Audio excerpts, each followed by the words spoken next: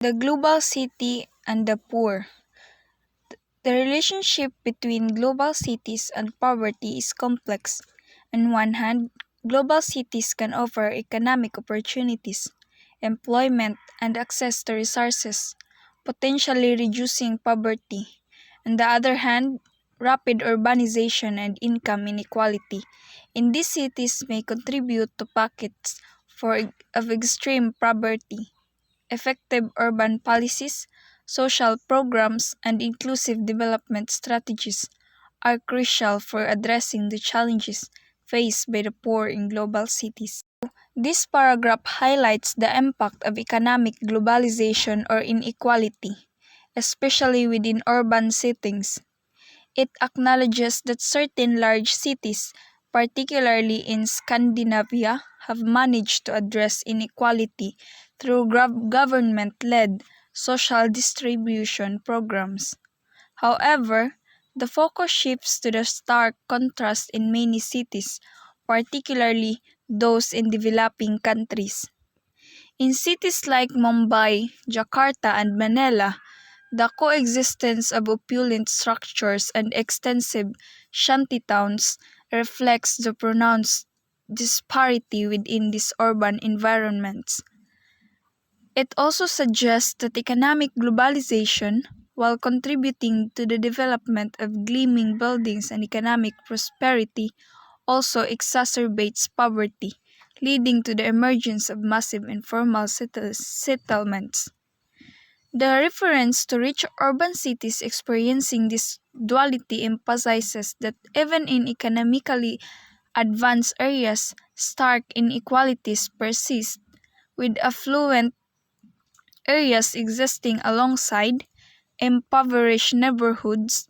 This dual reality in cities underscores the complex and often unequal impact of economic globalization on urban landscapes, calling attention to the need for comprehensive social policies to address these disparities.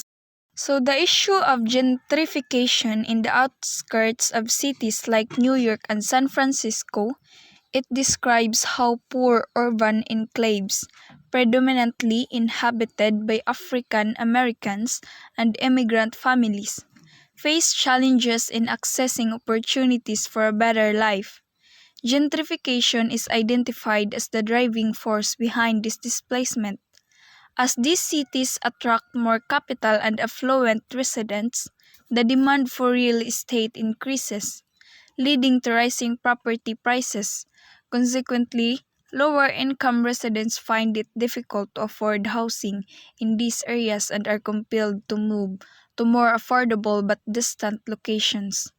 The paragraph also emphasizes the systematic process where the economically disadvantaged are gradually pushed out from neighborhoods undergoing gentrification to make way for wealthier residents.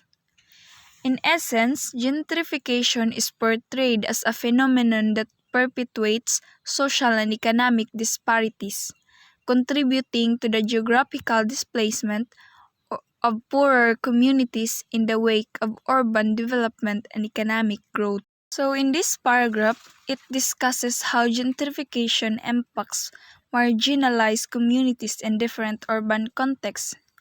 In Australian cities, the focus is on poor Aboriginal Australians who have been significantly affected by this process. Traditionally residing in public urban housing, they are compelled to relocate to more distant areas as city centers undergo gentrification. This movement away from the economic hubs deprives them of proximity to job opportunities, government services, and improved transportation. In France also, a similar dynamic is described with poor Muslim migrants being forced out of Paris due to gentrification. The result is the formation of ethnic enclaves known as banlieues, where these communities cluster. This phenomenon highlights the spatial and social consequences of gentrification, where marginalized groups are pushed to outskirts, often experiencing the lack of access to vital resources and opportunities that are concentrated in urban centers. So both examples underscore how gentrification contributes to the displacement and concentration of disadvantaged communities, exacerbating existing inequalities in different parts of the world. As globalization concentrates high-income jobs in these cities, there's a subsequent demand for low-skilled labor. For example, such as hotel cleaners, nannies, maids, and waitresses to cater to the needs of the affluent.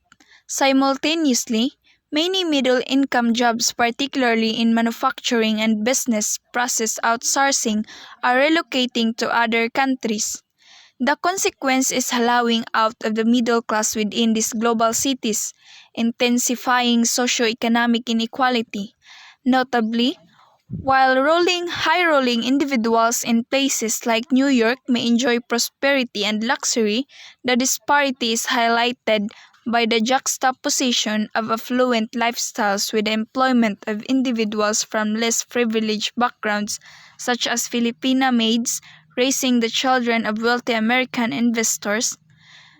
It also underscores how a global city can be a paradise for some, yet a purgatory for others, reflecting the widening wealth gap and social divisions within these urban centers.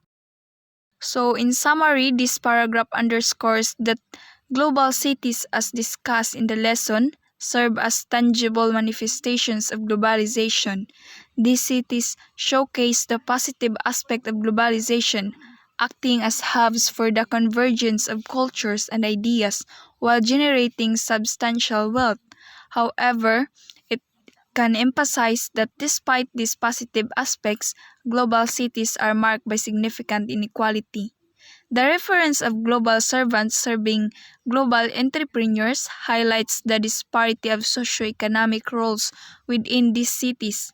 The concluding statement also, it suggests that addressing the question of making globalization more just is intrinsically linked to making the cities themselves more just.